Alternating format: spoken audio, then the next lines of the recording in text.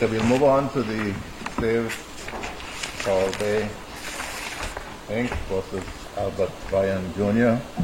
in his official capacity as Governor of the Virgin Islands and Summers End Group, LLC.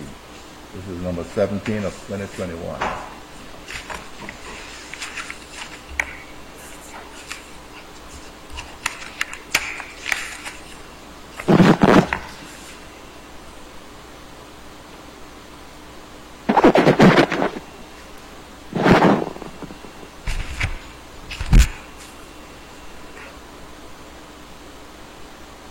Simpson, you may proceed.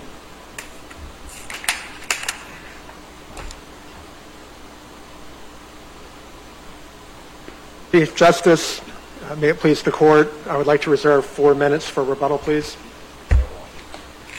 When a CZM permit authorizing development of trust lands of the Virgin Islands reaches the Governor's desk, it comes with a finding made by the CZM Commission pursuant to subsection 911C2 of Title 12, that the grant of the permit will clearly serve the public good, will be in the public interest, and will not adversely affect the public health, safety, and general welfare, or cause significant adverse environmental effects.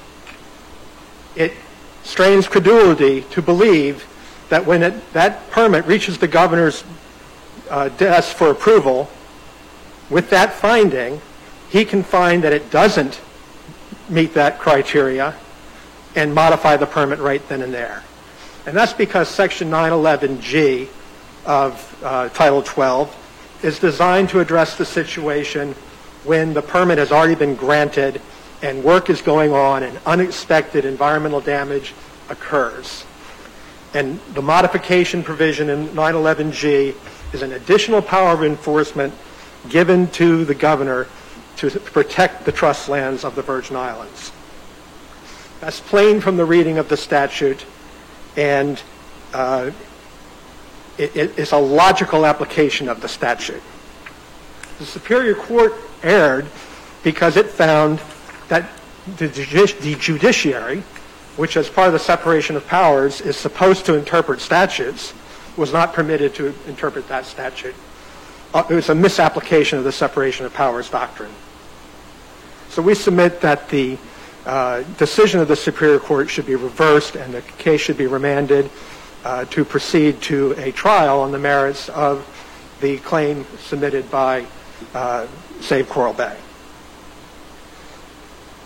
I think it's important to realize that there is no compliance with Section 911G by the Governor. Let me ask you, give you 2 minutes in your opening so you can uninterrupted, so that's why we haven't. But let me ask you now, the legislature ratified this permit, correct? I'm sorry? The legislature, in fact, ratified the permit with the modifications in it? Yes, it did. It did so not only as a resolution, ratifying it. It did it as a bill enacted into law, as an act, with act number, correct?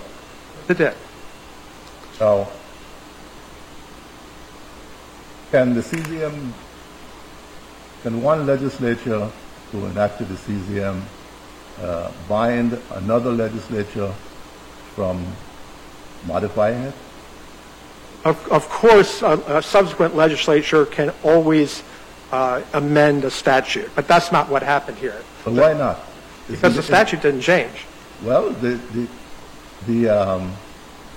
legislature enacted a bill, it submitted it to the Governor for his signature. The Governor signed the bill and it came into law as an act. So, as far as I'm concerned, it's a law of the Virgin Islands. Because that is the way it is enacted under the Organic Act. That is the way a law is adopted.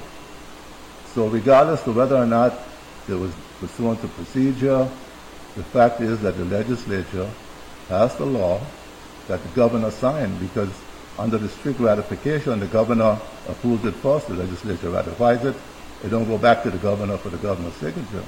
But that's what happened here, correct? That is what happened here, but that is still, it is not an amendment of the statute. But if the legislature can repeal and modify and the CZM Act, the fact that they, regardless of the procedure, they adopted an act that basically approved something that is, you're arguing, not in compliance with the statute, but once they adopted it, doesn't it make the rest of the issues moot? Not at all, Your Honor, because what the governor did was void ab initio. So there's nothing for the legislature can pass a law regardless of what the governor do. It doesn't depend on what the governor does. Here, the legislature introduced a bill, it held hearings, it adopted and passed that bill, signed by the president, the secretary, submitted to the governor signed it into law. And what the legislature didn't do is say this modification is a legal application of Virgin Islands law.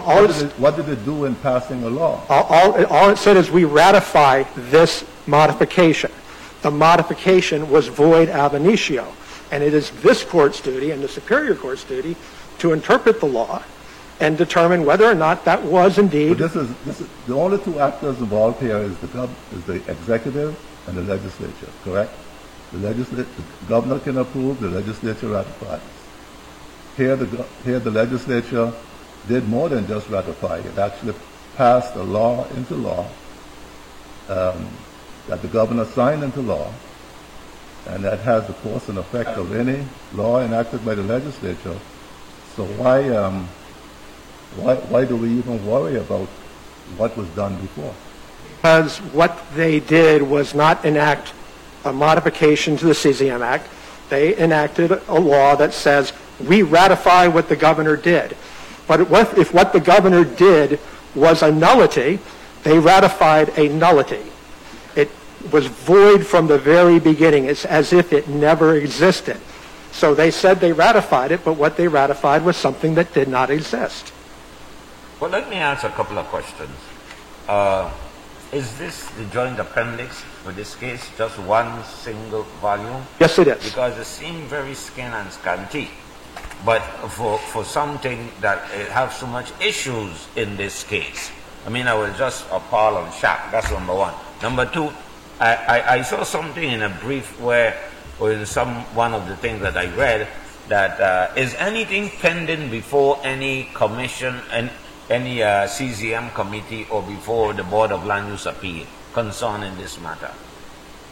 To your first point, Your Honor, it's a very small appendix because it comes before you on a motion to dismiss. So we never even got an answer to the complaint. All right, but is there anything pending before the Board of Land Use Appeal or any committee of CZM? There is nothing pending before CZM that I'm aware of. There is nothing pending before the Board of Land Use Appeals. There is matter pending with the Army Corps of Engineers, and there are 2 writs of review pending in the Superior Court from the decision of the Board of Land Use Appeals originally. Then the Board of Land Use Appeal made a decision that was followed here and was sent down to the legislature, signed out by the governor, sent down to the legislature for ratification. But you're telling me that that decision that the Board of Land Use Appeal made is the subject of a writ of review and appeal? That's correct. That is. So then this case isn't over. I know there was something troubling about this case. There is the Moravian Church and the Virgin Islands Conservation Society both filed petitions for writ of review of the Board of Land Use Appeal decision. And the Board of Land Use Appeal decision is the same decision that is now being used to consolidate these permits, one involving the land and one involving submerged land, some 27 acres of the people's land for leasing for 20 years plus 20, a second 20 years. So my rhetorical question is, why is this before us if in fact that something is up on appeal from the Board of Land Use Appeal, and assuming that they have followed all the procedural rules to get it up on appeal, So somebody precipitously went ahead. They didn't wait for the whole thing to be finished. Down below, all of the appeals to be resolved. Secondly, my next question is that when the governor, he sent it down to the legislature when they, I believe when Senator Noble Francis might have been president, but it was rejected then. Well, why didn't your people send to all the senators all of the errors in the governor's submission that you're now arguing about? That he violated his the law, either 911 or 912, when it comes to submerged land. But was all of that submitted to the senators? Yes. The individual senators, you people took issue with that, and you inform all of them that what is being sent to you, don't take any action on it because it has a lot of errors in it. We certainly argued that to the legislature at the public hearing. But if you tell them in writing, you know, they need to get their own memorandum in writing.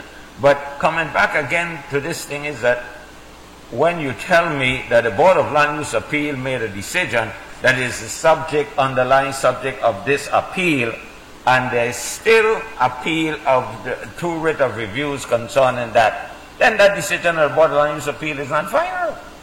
I'm sorry, I didn't hear the last part. It's not final. There's two different things that are pending. There are two different proceedings.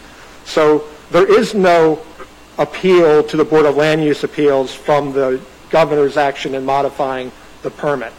No. I'm talking about so that's a separate appeal from the Board of Land Use Appeal. Right, but so that has to do with this subject, with the issue, with the matter before us. They're certainly related, yes. It's unrelated. Is it an integral part of it? But just to be clear, this case is an appeal from a final decision of the Superior Court dismissing the complaint, correct? Yes. Okay. Yes. Attorney Simpson? Yes, Your Honor. Did not the Board of Land Use Appeal dismiss a case for lack of jurisdiction because the appeal was filed too late?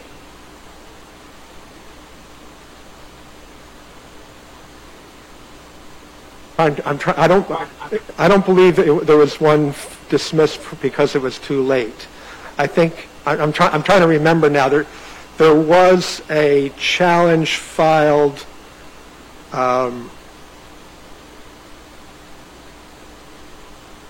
I apologize. I just. In any event, it wasn't the appellant who had a case dismissed before the Board of Land Use Appeals.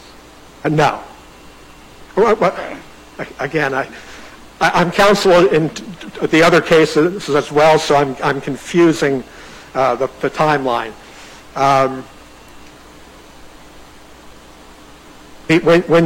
When the permit was consolidated and signed by the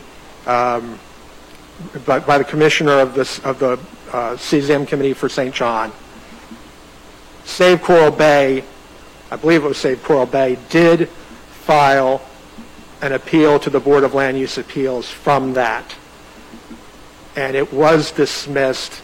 I didn't think it was due to untimeliness, but I apologize. I'm just the proceeding is slipping my brain right now. All right. Thank you. But that also is unrelated to this because, I mean, it's related, but procedurally it's unrelated to this. Senator Simpson, to go back to the ratification again.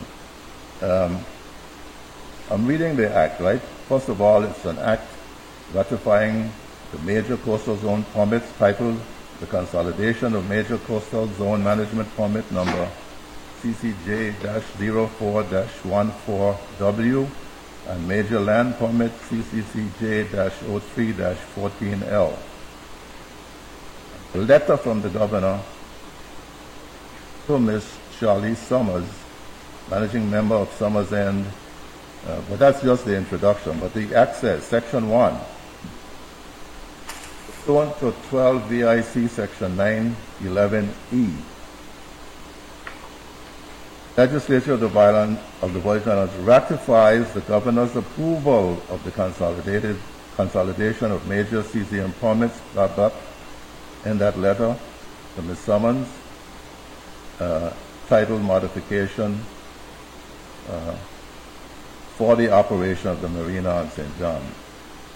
It's passed December 11, 2020.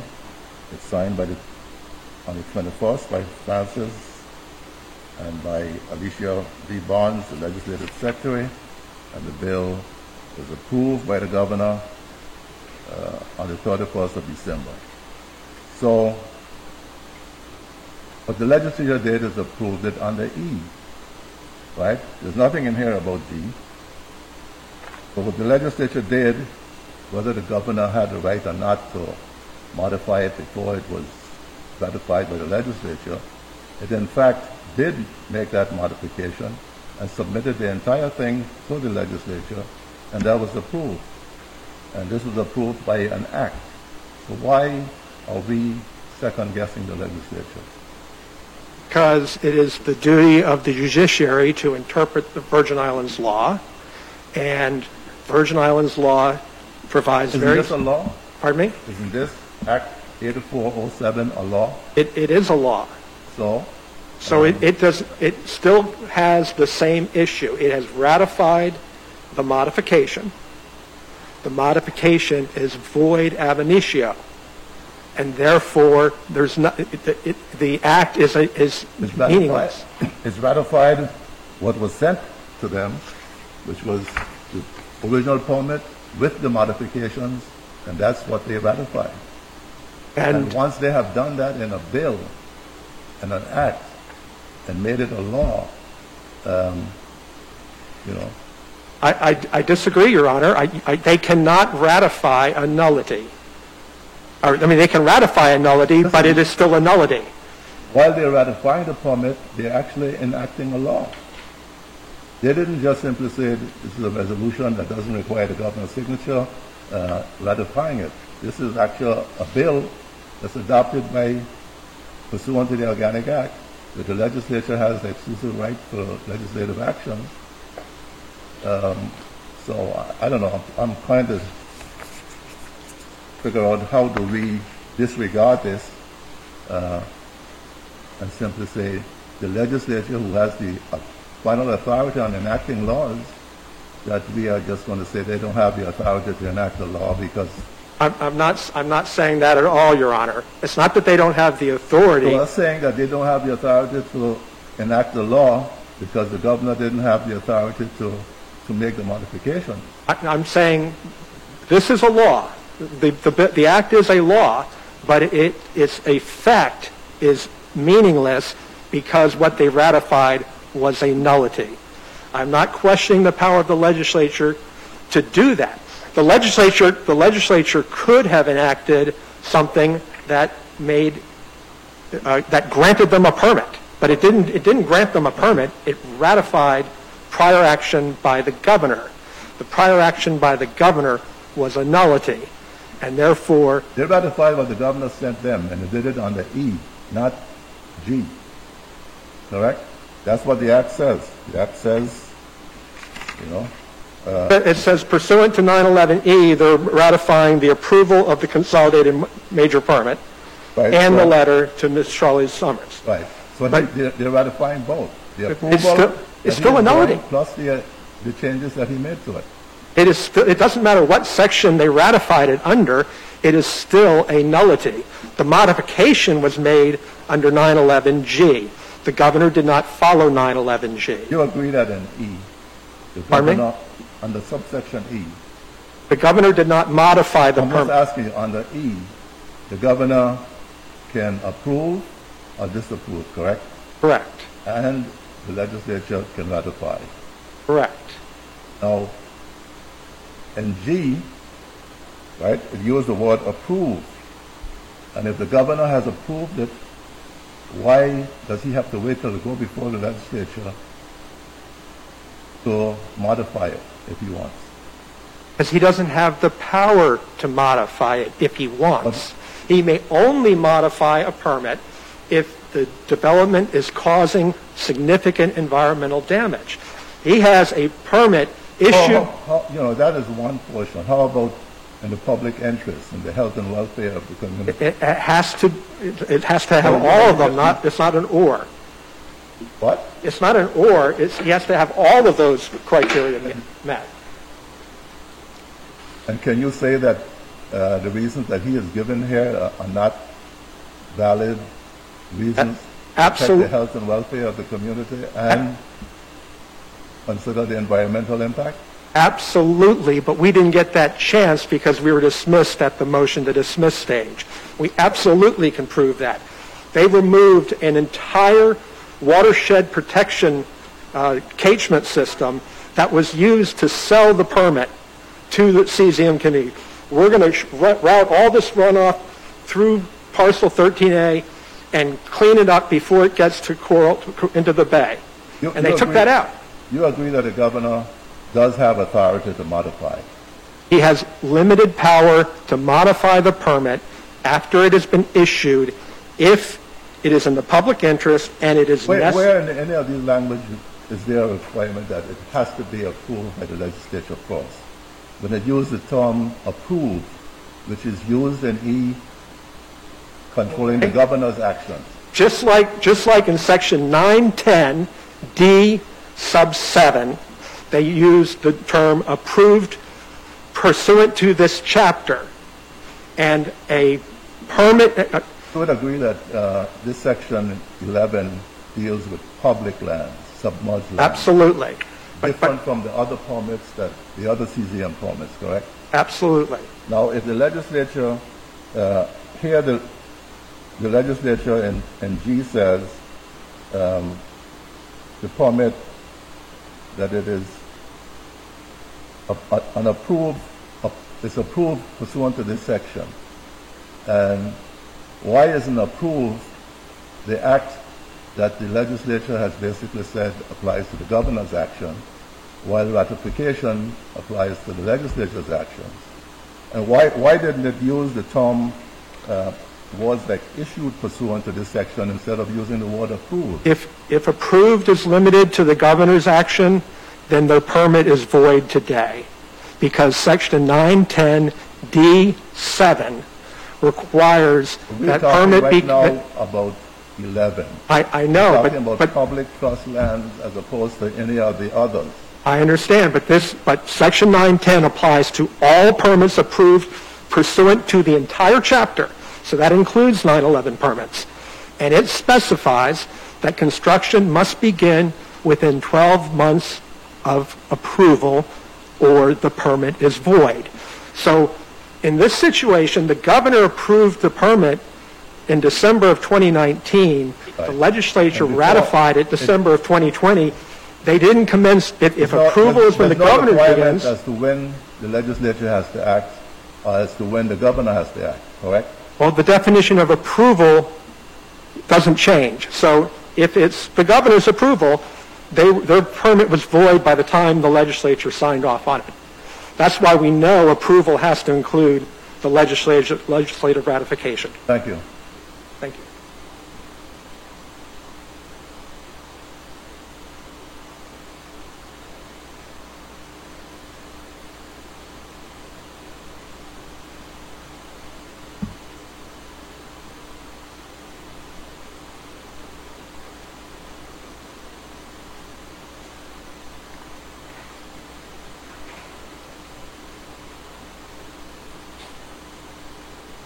May it please the Court, Assistant Attorney General Ian Clement on behalf of Governor Albert Bryan, Jr. First touch on a critical issue here that the Court has brought up, and that the legislature here did not just ratify the governor's modification of the approved permit. I need to speak a little louder. Okay. I think that mask does kind of muffle you. The legislature did not just ratify the modified permit. The legislature passed an act. And what the appellant wants this court to do is... Did you argue that in the brief, that it was an act and not just a ratification? I did not argue that in the brief, Your Honor. But based upon the arguments presented here today and your questions to appellant, I'm responding to that. And so what the appellant wants this court to do is to substitute its judgment for that of the legislature and to repeal act that the legislature has passed. This court, it interprets the law, it doesn't make the law. And so the court looked at the act that had been passed. It properly found that under the separation of powers doctrine, that it no longer had jurisdiction because there was no allegation of criminal wrongdoing, no allegation of that. So absent of that. But is mootness a jurisdictional? Pardon? Is mootness a jurisdictional standard in this jurisdiction? No, it is claims processing. Court dismissed it for lack of jurisdiction or for failure to state a claim? Both, Your Honor, because the court mentioned both 12b1 and 12b6. But if mootness is not a jurisdictional requirement, why would you dismiss it for lack of jurisdiction? Well, because the court cannot, the Superior Court cannot act based upon the separation of powers doctrines, just like this court cannot question of the legislature, so too the Superior Court could not do that on that, based upon the inability to offer any relief once the act was passed. The Superior Court properly dismissed. But the Superior Court relied on the mootness and said the issue was moot, so therefore it was dismissed for lack of jurisdiction. My question is that the correct standard to dismiss it, or is it that it fails to state a cause of action? But the court may dismiss because of mootness. It's not. It's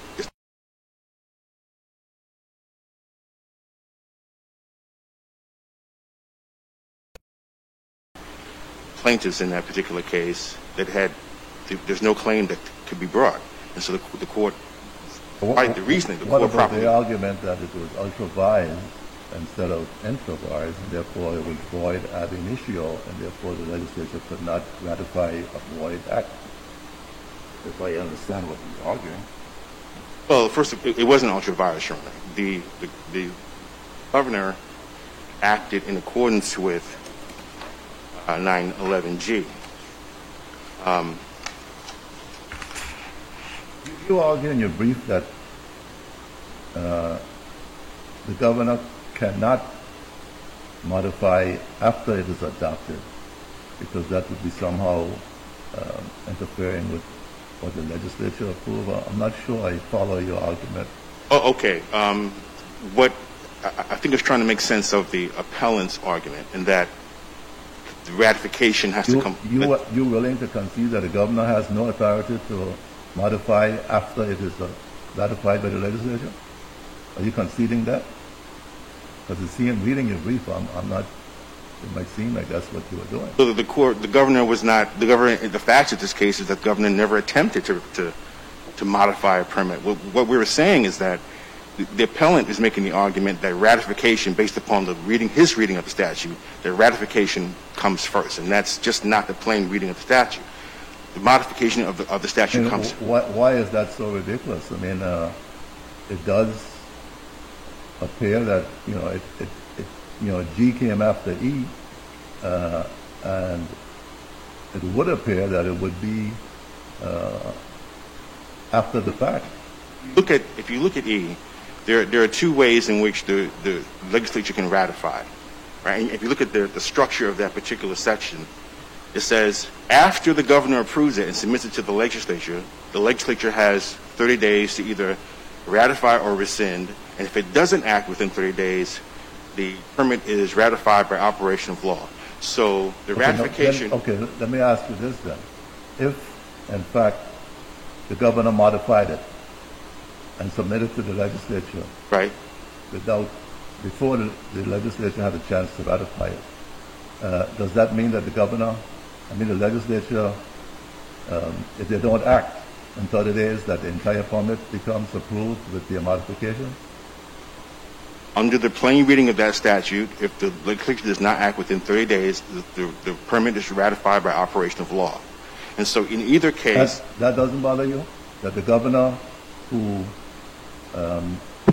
must approve it or disapprove it, submit it to the legislature, and only when it is approved and ratified does it become, applicable, that the governor could somehow take a permit that's submitted to him, modify it, and then submit it to the legislature, and if the legislature doesn't act in 30 days, then the whole thing becomes valid?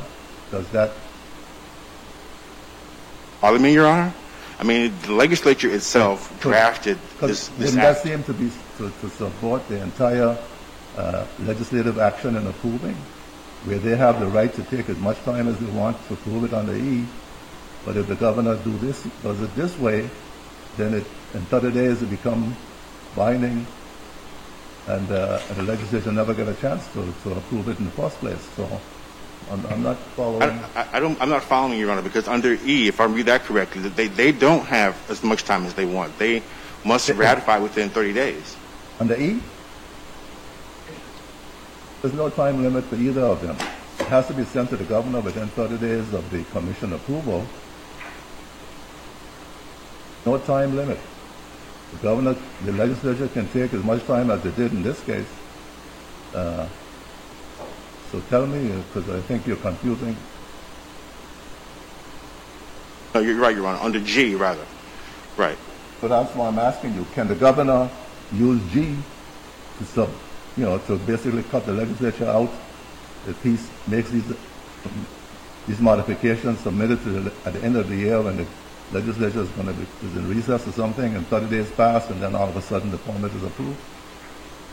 I don't believe that the governor was doing anything nefarious here or picking and choosing E over G. Either. I'm just asking you, can that occur? Because under your analysis, it would seem like that could actually happen. First of all, I think under G, only the modifications, the proposed modifications will be considered approved. Right, the modifications are approved, and then... But then my question, could the governor attach those modifications to the original permit before the legislature have a chance to act, and then submit everything, and if the governor doesn't act, then it's considered approved, or just the modifications is considered approved? The rest of the permit is not.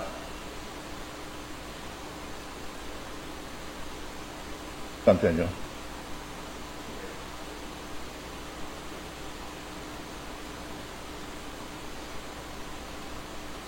Construction of the statute and the plain reading of the statute is here that there is nothing within the 911G that requires construction to have already, and this is something that was brought up in the reply brief, does not require that construction already be commenced before the governor acts. And so that is not within the plain reading of the statute. And I think, as we have argued in our brief... If you take out the construction commenced, I think the key thing is whether or not the legislature has ratified it. And I think the appellants in this case are arguing that G only comes into play after it has been fully ratified. So you actually have a permit in place and assume it's not going to be valid until the Army Corps gives its approval. So it's after the Army has given its approval and construction can start that the modification would come on. Because isn't there a procedure for modifying the application as we go along? Isn't there a provision that the commission or the commissioner can modify things that are inconsequential, but if they are substantial, then it's considered a new application? And, what would be the purpose of having those things to modify an application rather than to get it all approved and then send it to the governor and then have the governor do it without the commission or anybody have a chance to address those modifications? Well, when it comes to the governor, it has gone through the process. You have an application. It comes from the commissioner. It comes or the Board of Land Use Appeals. This is just not a naked application. So you have a process in which the governor's actions are limited. All right, and so the governor must. You put it broad to me. He can approve it or disapprove it, and now you're saying he can even modify it before he submits it. And what you're saying, action is broad, not limited. Well, what you brought up earlier in the other argument is key, and the language that was used is key, is that the legislature could have put forth an interpretation that you're putting forth, Your Honor, but it used words. If you compare the words approved in 911G to 911E, it means approved as it pertains to the governor, as it pertains to the commissioner or the committee or the Board of Land Use Appeals. It doesn't use the word ratify. If they wanted to use the word ratify, they would have added into the statute. The Act says that the legislature of the Virgin Islands ratifies the governor's approval. So doesn't use the word ratifies, but that seems to be clear in there in the statute. Yeah, they ratify his after. So the statute says after it's approved. Now, approved means approved by the executive. They ratify that. If they, if approval meant ratify, they would have said that. But approval means approval by the executive.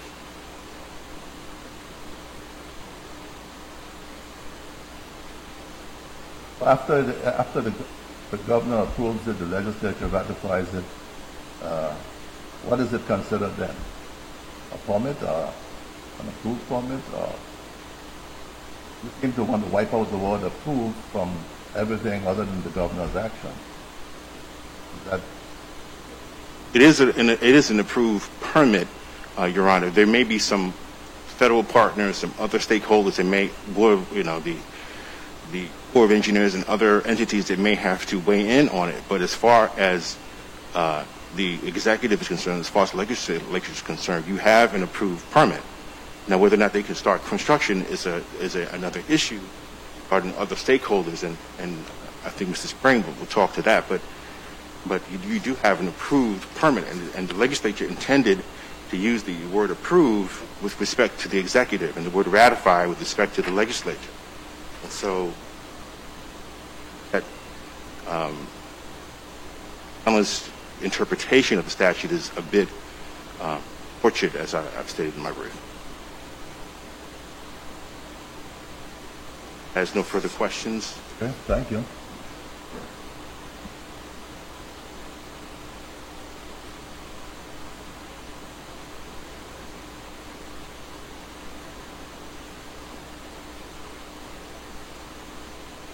I forgot about you. Let you guys share up your time, but go ahead. Morning, Honorable Justices. I will try to be brief. Oh, yeah, you take your time. We gave the appellant an extra 10 minutes over his time, so he still have 4 minutes left. Rather than my prepared remarks, I think I would prefer to address some of the questions that I've heard asked by the court. In particular, let me go through 3 or 4 points that I've heard raised in this discussion.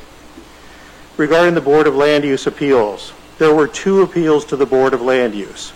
In 2014, there was an appeal immediately filed after the issuance of the permits by CZM committee.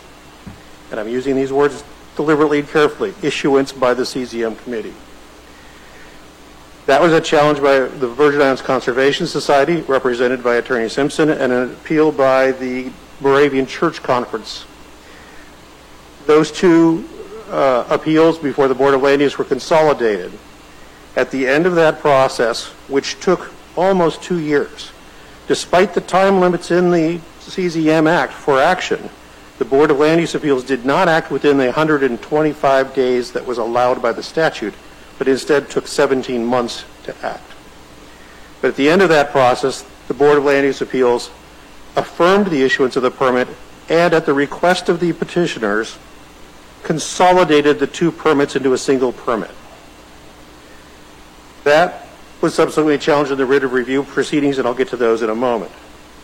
Again, in 2020, another petition was filed by the Virgin Islands Conservation Society before the Board of Land Use Appeals, challenging the governor's modification letter.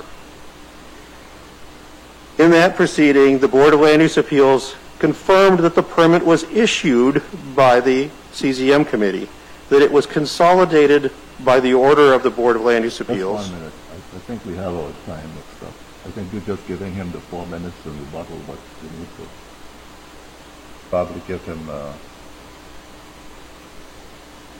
take 3 minutes off his 15, so give him 12 minutes. Thank you, Your Honor. Very much appreciated. And confirmed that there was no further action required to make that consolidated permit effective. Writ of review proceedings were begun again by the Virgin Islands Conservation Society and the Moravian Church Conference. Those two writ of review proceedings were consolidated by the orders of Judge Dunstan, and briefing was ordered. No stay was ever sought. No stay was ever issued. The Board of Land Use Appeals decisions remain, as far as I can tell, final. There has been no writ of review proceeding to remand of those proceedings. Briefing in those cases was completed in January of 2017. Since that time, Summers End Group has made 4 different appeals seeking hearings, decisions, action by the Superior Court, and none has been taken over the preceding intervening 4.5 years.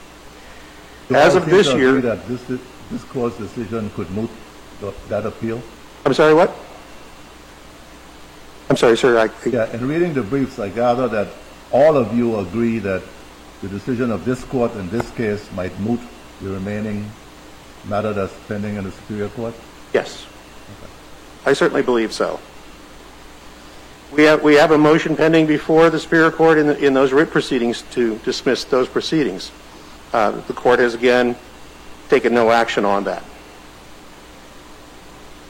On the question of the permit's effective date and the reference to Section 910, Section 911E specifically states that the permits are not effective until such date as the federal permits are required. The federal permits are not part of the CZM permit. They are, how should we say, an adjunct or corollary permit.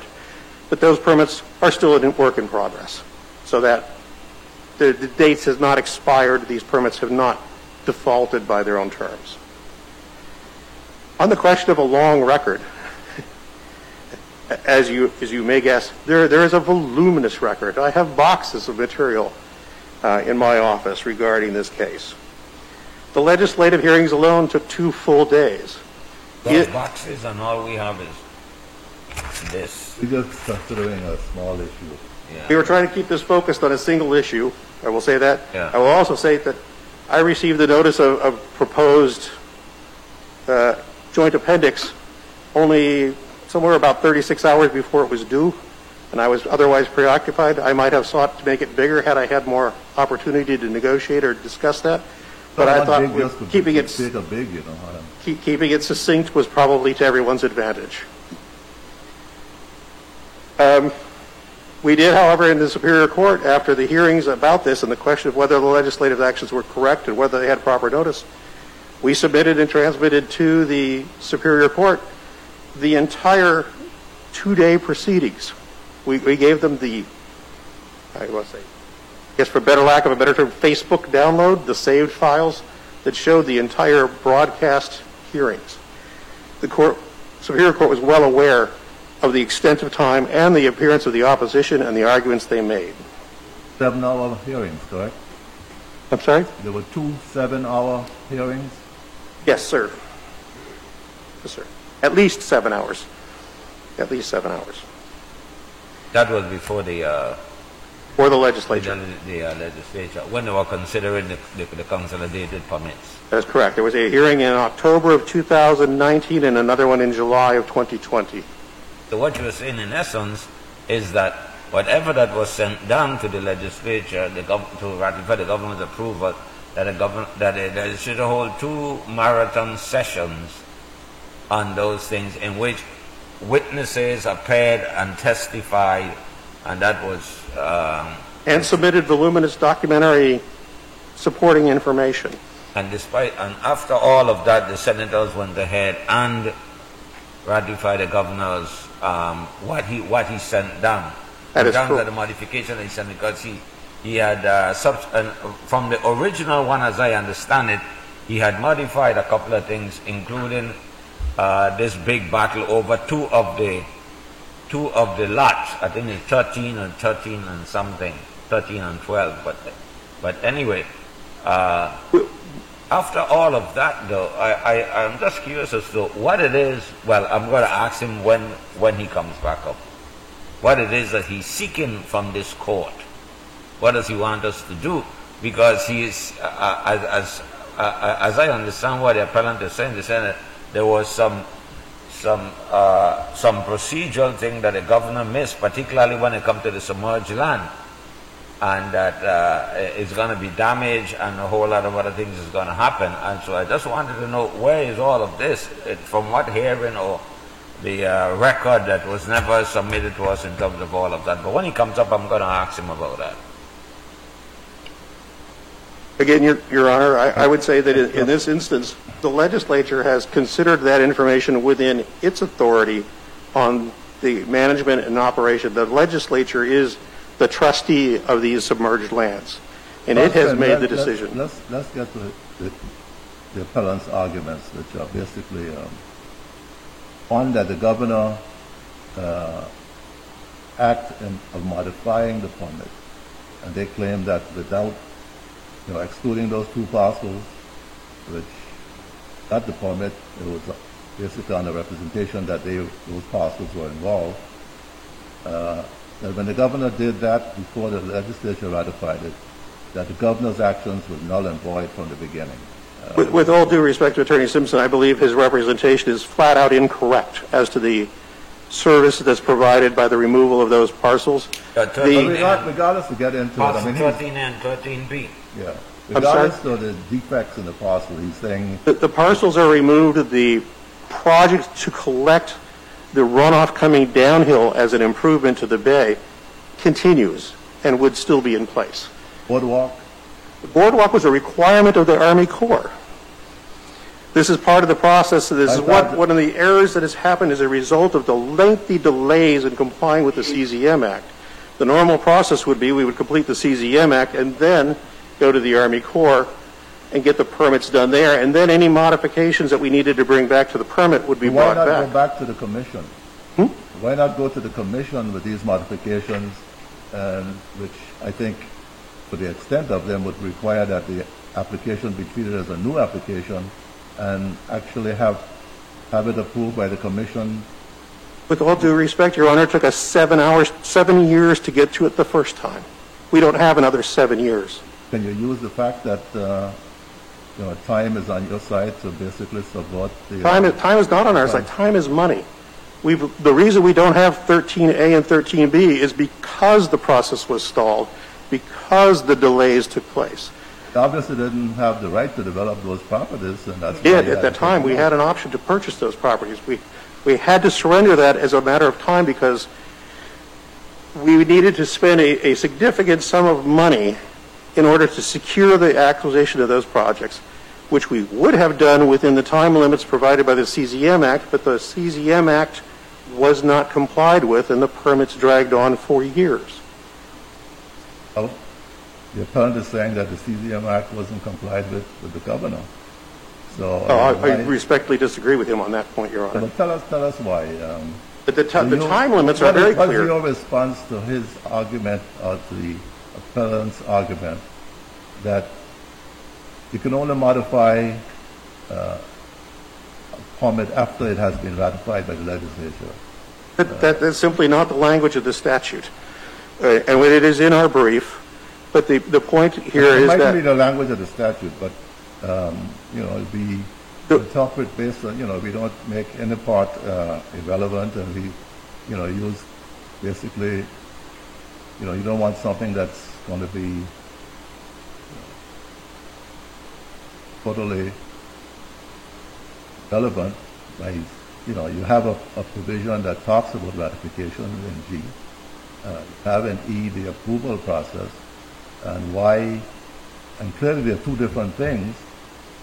If the procedure for getting a ratification on a modification is much more stringent, the legislature only has 30 days to act. Why is the appellant's argument that you can only modify an approved,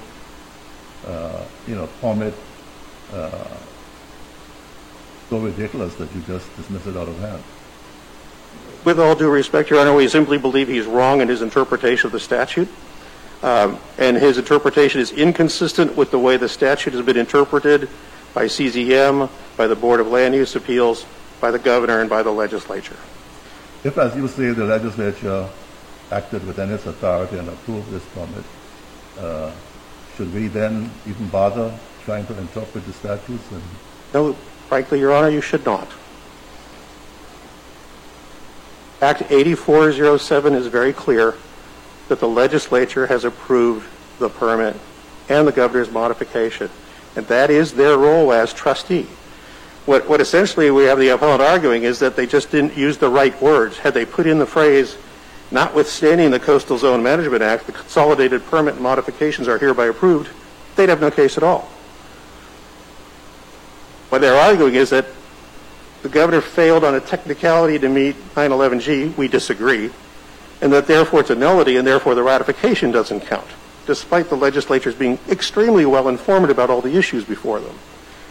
But the legislature clearly has the inherent authority to manage and control the coastal zone. They could have issued this permit with no hearing and with no Coastal Zone Act whatsoever. They didn't. They followed all the procedures, and they chose to ratify both. That should be the end of this debate.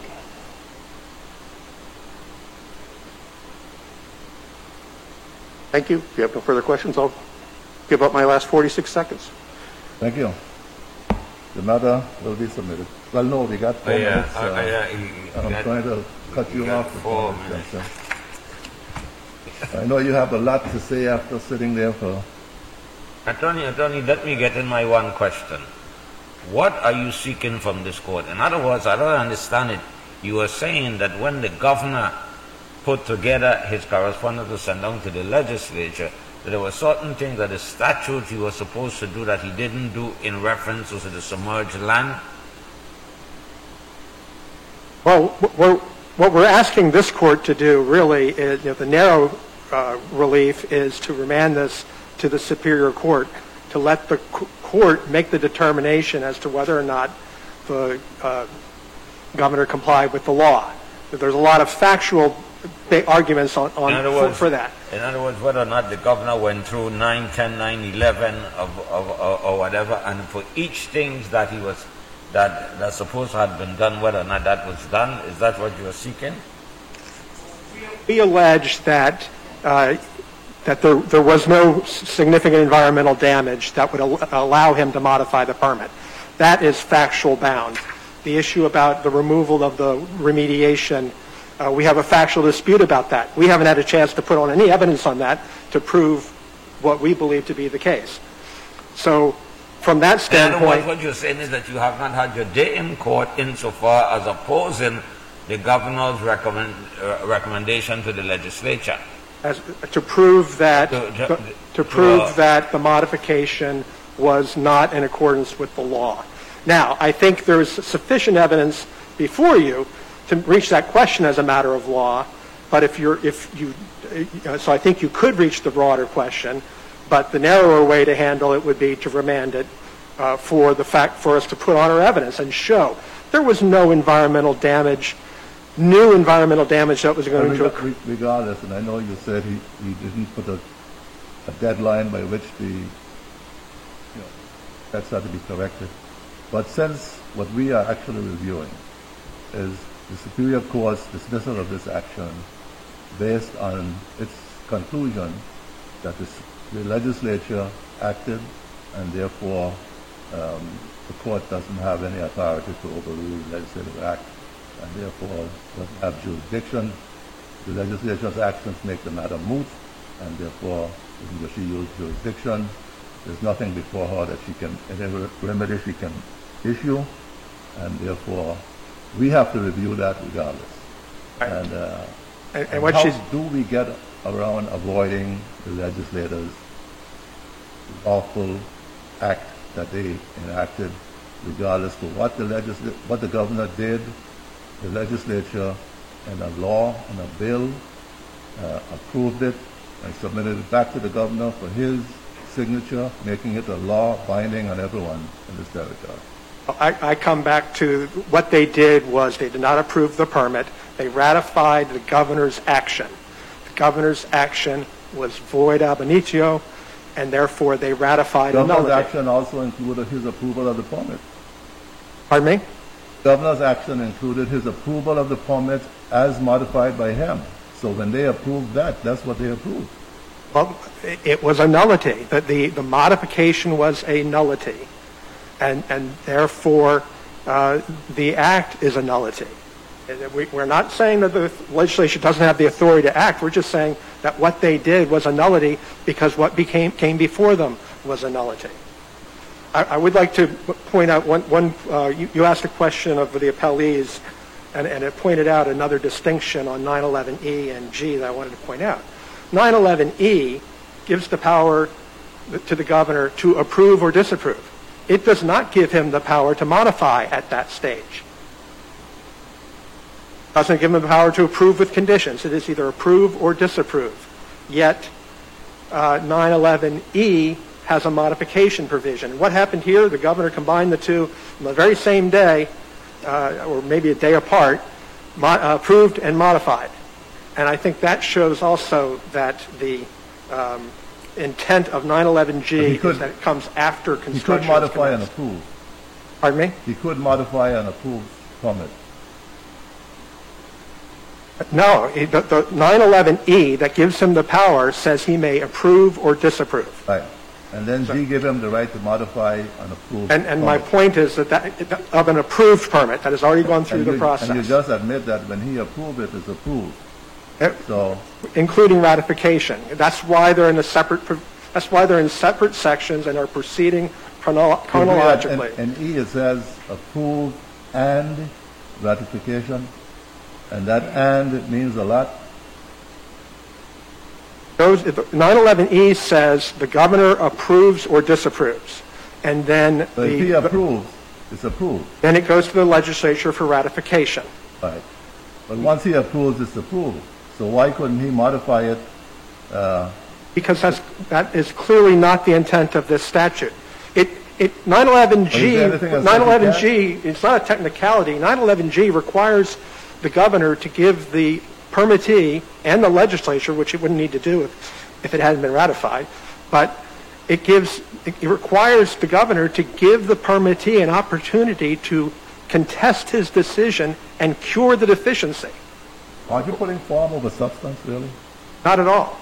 It's a plain reading of this statute, the way it is set up. It's a power of enforcement. Until the permittee has started work, there's no enforcement to be done. It is intended to address the situation when the permittee is not violating the permit, but is doing work and something unexpected happens. They're driving piles and they pierce an aquifer, and now salt water is intruding into the aquifer. It gives the governor the power to act and act quickly to stop that, and even though they're not violating the permit. Thank you. Thank you. Now the matter is in fact submitted. Okay, thank you all. And all right.